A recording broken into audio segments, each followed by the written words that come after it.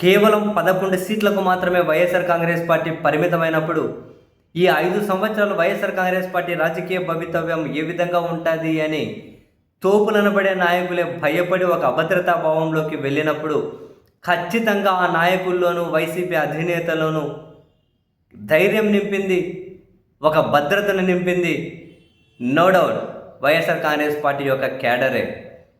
ఏ స్థాయిలో అంటే వైసీపీని వీడిన నాయకులు మదనపడే స్థితికి వెళ్ళిపోయారు, మళ్ళీ తిరిగి రావడానికి అరులు చేస్తూ ఉన్నారు.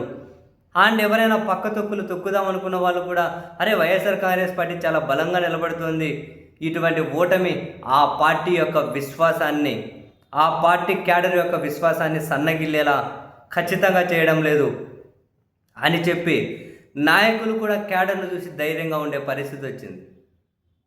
సో ఈ ధైర్యమే, ఈ ఆత్మవిశ్వాసమే ప్రభుత్వం మీద వైఎస్ఆర్ కాంగ్రెస్ పార్టీ ఈ స్థాయిలో పోరాటాలు చేయడానికి, ఈ స్థాయిలో పైచేయి సాధించడానికి 164 మందితో అధికారంలో ఉన్న కూటమి కూడా వైఎస్ఆర్ కాంగ్రెస్ పార్టీ ముందు దిగదుడుపుగానే ఉండిపోతుంది అంటే మాత్రం డెఫినెట్లీ వైసీపీ ఒక తిరుగులేని శక్తిగా, ఒక బలమైన పార్టీగా జనాల్లోకి చొచ్చుకుపోతుంది అన్నది ముమ్మాటికి నిజమే.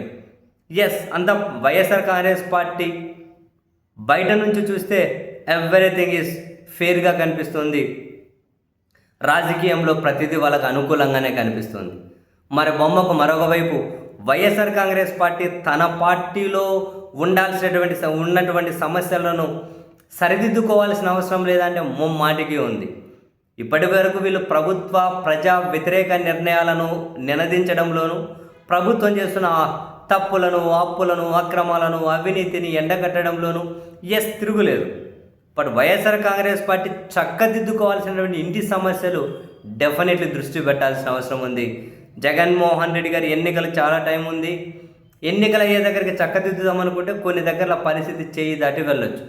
చాలా నియోజకవర్గాల్లో ఆ నియోజకవర్గ ఇన్ఛార్జికి, మిగిలిన నాయకులకి అండ్ కొన్ని మండలాల్లో అయితే 2-3 వర్గాలుండి ఒక వర్గానికి మరొక వర్గానికి కూడా ఏమాత్రం పడకుండా వైసీపీలోనే బయటకంతా బాగానే కనిపిస్తూ ఉండొచ్చు, కానీ ఇంటర్నల్గా వర్గ రాజకీయాలతో చాలా చోట్ల వైసీపీ భవిష్యత్తు మళ్ళీ ఇబ్బంది పడే పరిస్థితి అయితే కనిపిస్తూ ఉంది.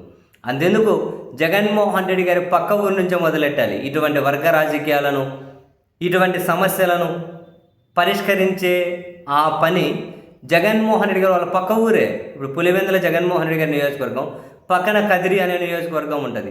కదిరి నియోజకవర్గంలో ఏ వైఎస్ఆర్ కాంగ్రెస్ పార్టీ నేతనైనా అడగండి, వర్గ రాజకీయాల గురించి పుంకాలుగా చెబుతారు. ఈవెన్ తాజాగా కూడా మొన్ననే కదిరిలో కూడా కూటమి ప్రభుత్వం 2 ఏళ్ల వెన్నుపోటు పాలన అంటూ నిరసన కార్యక్రమం చేపడితే బ్రహ్మాండంగా సక్సెస్ అయింది.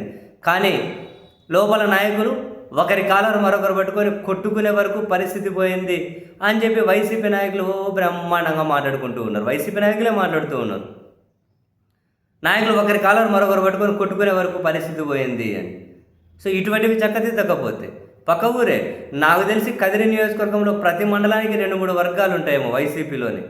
ఈ వర్గాలన్నీ ఏకతాటి పైన నడిపించలేకపోతే డెఫినెట్లీ మళ్ళీ ఏ విధంగా ప్రత్యర్థి రాజకీయ పార్టీలతో అయినా కలిసి పనిచేయగలుగుతారేమో, కానీ ఒక ఏమంటే స్పెసిఫిక్గా కదిరి నియోజకవర్గం అని కాదు, చాలా చోట్ల ఈ వర్గాలుగా ఉన్న వాళ్ళు ప్రత్యర్థి రాజకీయ పార్టీల కోసమైనా పనిచేస్తారేం, కానీ వీళ్ళ కోసం పనిచేసుకునే పరిస్థితి లేకుండా పోయింది.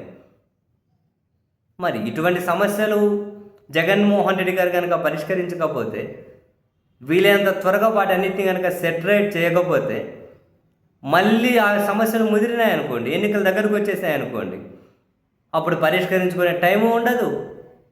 పరిష్కరించే ప్రయత్నం చేసినా కూడా వినే అంత ఓపిక అవసరం కూడా కొందరి నాయకులకు ఉండదు.